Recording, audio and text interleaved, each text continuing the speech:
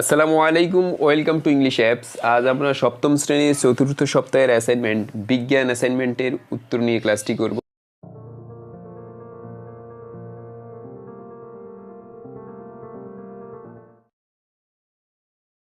প্রথমে আমরা সিলেবাস নিয়ে কথা বলবো, অর্থাৎ তোমরা দেখতে পাচ্ছ স্ক্রিনের মধ্যে ষষ্ঠ শ্রেণীর চতুর্থ সপ্তাহের বিজ্ঞান অ্যাসাইনমেন্টের জন্য তোমাদের ষষ্ঠ অধ্যায় রয়েছে। তো তোমাদের অ্যাসাইনমেন্টের এটা হচ্ছে বিজ্ঞান অ্যাসাইনমেন্টের শিরোনাম হবে পদার্থের গঠন, আর এটা হচ্ছে বিজ্ঞান অ্যাসাইনমেন্টের নম্বর হচ্ছে 2, যেহেতু এর আগে একটি করেছো এটা হবে দ্বিতীয় নম্বরটি, আর শিরোনাম দিবে পদার্থের গঠন।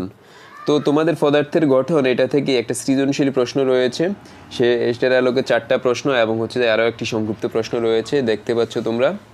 লিথিয়াম পানি, খাবার, লবণ, চক, কার্বন, চুন, নাইট্রোজেন, পটাশিয়াম, অক্সিজেন, আয়োডাইড, লোহা, ক্লোরিন ইত্যাদি কিছু পদার্থ। প্রথম প্রশ্ন, মৌলিক পদার্থ কাকে বলে? খ নাম্বার, অণু ও পরমাণুর মধ্যে পার্থক্য লিখ। গ নাম্বার, উদ্দীপকে উল্লেখিত পদার্থগুলির প্রতীক ও সংকেতের সাহায্যে প্রকাশ করে মৌলিক পদার্থ ও যৌগিক পদার্থ আলাদা করো। ঘ নাম্বার, উল্লেখিত পদার্থগুলোর মধ্যে কাকে সর্বজনীন দ্রাবক বলা হয়, কারণ বিশ্লেষণ করো। সংক্ষিপ্ত প্রশ্ন দেওয়া আছে, চিনিকে কেন যৌগিক পদার্থ বলা হয়? এই প্রশ্নগুলোর উত্তর এখন আমরা দিব। প্রথম প্রশ্নটি করা হয়েছে মৌলিক পদার্থ কাকে বলে, এটা তোমাদের মেইন বই থেকে হুবহু প্রশ্নটি তুলে দিয়েছে। তো আমরা লিখছি, দেখতে পাচ্ছ স্ক্রিনে, যেসব পদার্থ একটি মাত্র উপাদান দিয়ে তৈরি তাদেরকে মৌলিক পদার্থ বলা হয়। অর্থাৎ যে সমস্ত পদার্থের উপাদান মাত্র একটি সেগুলো হচ্ছে মৌলিক পদার্থ, যেমন তামা, লোহা, হাইড্রোজেন, অক্সিজেন ইত্যাদি, এগুলো সবগুলো হচ্ছে মৌলিক পদার্থ। খ নম্বর প্রশ্নটি করা হয়েছে অণু ও পরমাণুর মধ্যে পার্থক্য লেখার জন্য। তো আমরা অণু ও পরমাণুর মধ্যে পার্থক্য লিখব। অণু ও পরমাণুর মধ্যে উদাহরণসহ পার্থক্য নিম্নরূপ। 1 নাম্বার, মৌলিক পদার্থের ক্ষুদ্রতম কণাকে পরমাণু বলে। অপরদিকে মৌলিক বা যৌগিক পদার্থের ক্ষুদ্রতম কণা হলো অণু। যেমন অক্সিজেন গ্যাস একটি মৌলিক পদার্থ, 2টি অক্সিজেন পরমাণু মিলে অক্সিজেনের একটি অণু গঠন করেছে, যাকে অক্সিজেন গ্যাস বলা হয়। তোমরা দেখতে পাচ্ছ বিক্রিয়াটি হচ্ছে অক্সিজেন 2টা সমান সমান O + O, অর্থাৎ অক্সিজেন যোগ অক্সিজেন পরমাণু, 2টা অক্সিজেনের পরমাণু মিলে হচ্ছে একটি অক্সিজেনের অণু গঠিত হয়েছে। ভিন্ন ভিন্ন পদার্থ দিয়ে একটি অণু গঠিত হতে পারে, কিন্তু পরমাণুর একটি মাত্র পদার্থের অংশ বিশেষ, যেমন পানি, এর একটি অণু হাইড্রোজেন ও একটি অণু অক্সিজেন, 2টি আলাদা পদার্থ দিয়ে গঠিত হয়েছে। পানিতে 2টি হাইড্রোজেন পরমাণু ও একটি অক্সিজেন পরমাণু রয়েছে। 3 নাম্বার, পরমাণুকে প্রতীকের সাহায্যে প্রকাশ করা হয় আর অণুকে প্রকাশ করা হয় সংকেতের সাহায্যে। যেমন একটি হাইড্রোজেন পরমাণুকে H প্রতীক দ্বারা প্রকাশ করা হয় এবং হাইড্রোজেনের একটি অণুকে H2 সংকেতের মাধ্যমে প্রকাশ করা হয়। গ নম্বর প্রশ্নে আমাদেরকে বলা হয়েছে উদ্দীপকে বর্ণিত মৌলিক ও যৌগিক পদার্থগুলোকে প্রতীক ও সংকেতের সাহায্যে আলাদাভাবে ছকে উল্লেখ করার জন্য। তো আমরা লিখলাম, মৌলিক প্রতীক ও সংকেতের সাহায্যে উদ্দীপকে উল্লেখিত মৌলিক বা যৌগিক পদার্থগুলোকে নিচে ছক আকারে দেখানো হলো। মৌলিক পদার্থ বাম পাশে, যৌগিক পদার্থ ডান পাশে।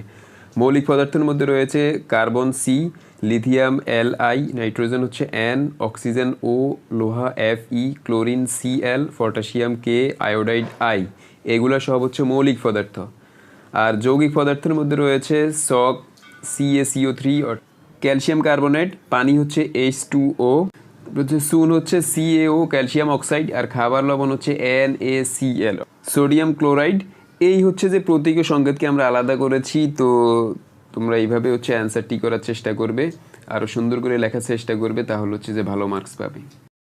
ঘ নাম্বার প্রশ্নে বলা হয়েছে উদ্দীপকে বর্ণিত পদার্থগুলোর মধ্যে কাকে সর্বজনীন দ্রাবক বলা হয়? তো সেটার উত্তর তোমরা দেখো। ঘ নাম্বার, উদ্দীপকে উল্লেখিত পদার্থগুলোর মধ্যে পানি হলো সর্বজনীন দ্রাবক। পানিকে সর্বজনীন দ্রাবক বলার কারণ নিচে ব্যাখ্যা করা হলো। পানি একটি পোলার যৌগ, এটি বর্ণহীন, গন্ধহীন ও স্বাদহীন যৌগ। পানি অনেক জৈব ও অজৈব দ্রবকে দ্রবীভূত করে, যা অন্য দ্রাবকের পক্ষে সম্ভব নয়। যেমন sodium chloride, sodium hydrogen carbonate এবং ফিটকিরি প্রভৃতি অজৈব পদার্থ কক্ষ তাপমাত্রায় পানিতে দ্রবীভূত হয়। আবার ধাতুসমূহ সাধারণ তাপমাত্রায় পানিতে দ্রবীভূত না হলেও উষ্ণ পানিতে দ্রবীভূত হয়। কিন্তু চিনি, vinegar, spirit, vitamin C, glucose প্রভৃতি জৈব পদার্থ পানিতে সহজেই দ্রবণীয়। সুতরাং উপরোক্ত আলোচনা থেকে বলা যায় পানি জৈব অজৈব পানিকে অনেক পদার্থকে দ্রবীভূত করতে পারে, তাই পানি একটি সর্বজনীন দ্রাবক। অর্থাৎ উদ্দীপকে যতগুলো পদার্থের কথা বলা রয়েছে এর মধ্যে পানিটাই হচ্ছে সর্বজনীন দ্রাবক। আমাদের সংক্ষিপ্ত একটি প্রশ্ন রয়েছে, সেইখানে বলা হয়েছে চিনিকে যৌগিক পদার্থ বলার কারণ কি। তো লিখলাম চিনিকে যৌগিক পদার্থ বলার কারণ, যৌগিক পদার্থের সংজ্ঞা থেকে আমরা পাই যে সকল পদার্থ অনেকগুলো মৌলিক পদার্থের ক্ষুদ্রতম কণা অর্থাৎ পরমাণু দিয়ে গঠিত সেগুলোকেই যৌগিক পদার্থ বলে। অর্থাৎ মৌলিক পদার্থ হচ্ছে একটি মাত্র কণা দিয়ে গঠিত হয়, আর যৌগিক পদার্থ হচ্ছে অনেকগুলো মৌলিক পদার্থের ক্ষুদ্রতম কণা অর্থাৎ অনেকগুলো পরমাণু দিয়ে পদার্থ গঠিত হয়, সেটা হচ্ছে যৌগিক পদার্থ। মৌলিক পদার্থকে রাসায়নিকভাবে বিশ্লেষণ করে অন্য কোনো বস্তুতে রূপান্তরিত করা যায় না। অর্থাৎ আমরা জানি মৌলিক পদার্থ হচ্ছে একক, সেটাকে আর বিশ্লেষণ করা যায় না।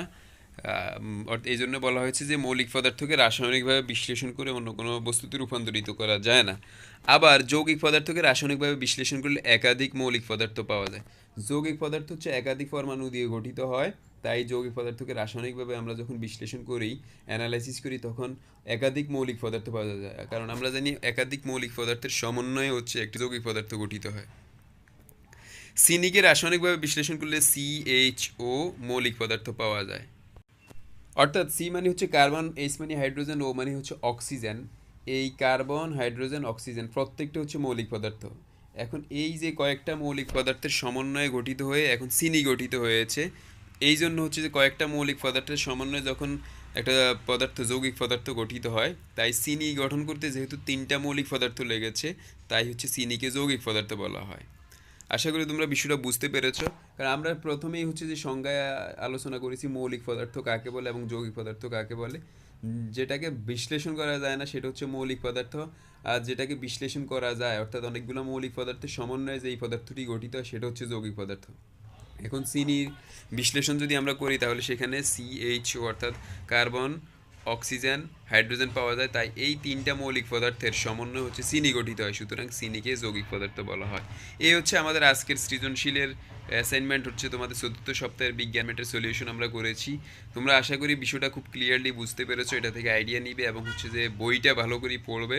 তোমাদের বইয়ের আলোকে হচ্ছে যে প্রশ্নগুলোর উত্তর আমরা দেওয়ার চেষ্টা করেছি, এবং এটা থেকে আইডিয়া নিয়ে হচ্ছে যে নিজেদের মতো করে কিছু ইউনিক অ্যান্সার করার চেষ্টা করবে, তাহলে আশা করি তোমরা অতি উত্তম ক্যাটাগরিতে মার্কিং পাবে। আমাদের ইংলিশ অ্যাপ চ্যানেল যদি ভালো লাগে অবশ্যই ইংলিশ অ্যাপ চ্যানেলটিকে সাবস্ক্রাইব করবে, এবং হচ্ছে যে সবার আগে অ্যাসাইনমেন্টের নির্ভুল উত্তর পাওয়ার জন্য অবশ্যই নোটিফিকেশন বাটনটি অন করে রাখবে, যাতে করে যখনই আমরা অ্যাসাইনমেন্টের উত্তর আপলোড করি তোমাদের কাছে নোটিফিকেশন চলে যায়। আমাদের আরও একটি চ্যানেল রয়েছে এডুকেশন অ্যাপস নামে, সেখানে আমরা ক্লাস 1 থেকে শুরু করে ক্লাস 10 পর্যন্ত সকল বিষয়ের রেকর্ডেড এবং লাইভ ক্লাস টেলিকাস্ট করে থাকি। সেইখানে তোমরা ডিসক্রিপশন বক্স থেকে লিঙ্ক দেখে সেটা সাবস্ক্রাইব করে নিবে, এবং হচ্ছে যে আমাদের ভিডিও যদি ভালো লাগে অবশ্যই একটি লাইক দিবে। কোনো মতামত থাকলে সেটা কমেন্ট বক্সে জানিয়ে দিবে। আমাদের ফেসবুক পেজ এবং গ্রুপ রয়েছে ইংলিশ অ্যাপ, সেটা ডিসক্রিপশন বক্সে লিঙ্ক রয়েছে, সেখানে তোমরা জয়েন দিবে। এছাড়াও কোনো সমস্যা থাকলে আমার ব্যক্তিগত আইডি এবং পেজ ASM আল আমিন, সেটার লিঙ্ক ডিসক্রিপশন বক্সে রয়েছে, সেখান থেকে তোমরা যে কোনো সমস্যা হলে আমাদেরকে ইনবক্স করতে পারো। সবাই ভালো থাকো, সুস্থ থাকো, আল্লাহ হাফেজ।